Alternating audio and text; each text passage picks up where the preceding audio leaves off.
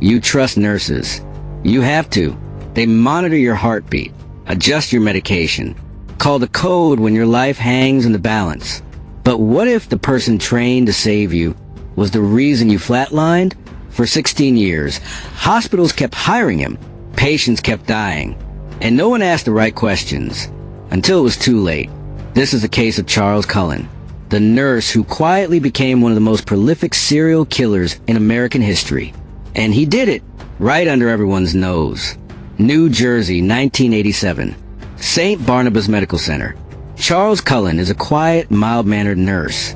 Polite, efficient, reliable. Co-workers say he's a little strange. Keeps to himself. But hey, nurses work odd hours. Everyone's tired. Still, odd things begin happening on his shift. A patient crashes. Then another. Then another. Code blues become routine. Even stable patients suddenly decline. Doctors are baffled. So are nurses. And Cullen? He's always there. First to respond. Always at the bedside. Always holding the syringe. Charles Cullen wasn't killing with a scalpel or gun. He used digoxin, insulin, epinephrine, lethal doses, injected into IV bags, slipped into ports. The drugs would take effect hours later. After Cullen's shift had ended, no one suspected him at first. But when the hospital's internal systems flagged unusual drug levels, St. Barnabas quietly launched an investigation, and Charles Cullen resigned. No charges, no press, no report to the nursing board. Just a quiet exit. Then he got hired again. War in hospital. 1993. 3 elderly women die mysteriously, each claiming a strange nurse visited them before they lost consciousness. One victim survives long enough to say the nurse injected something into her IV.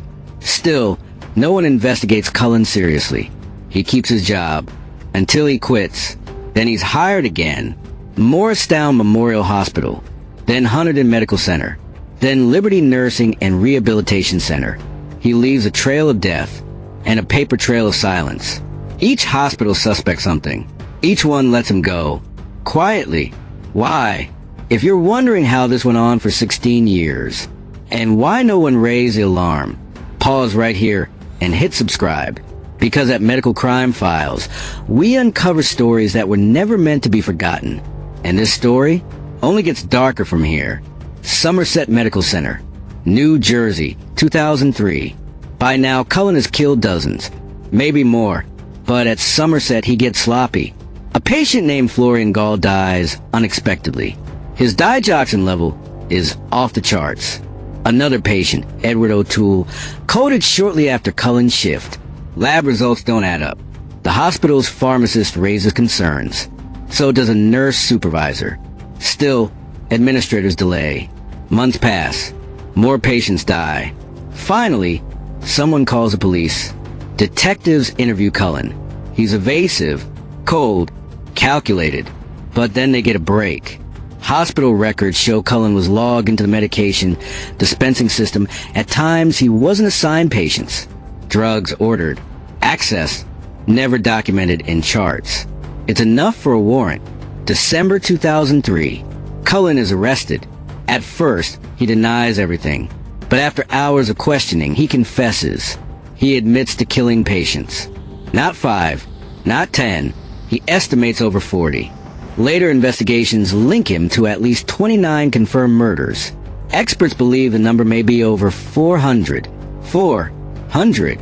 That would make Charles Cullen the most prolific serial killer in American history. He didn't kill out of mercy or rage.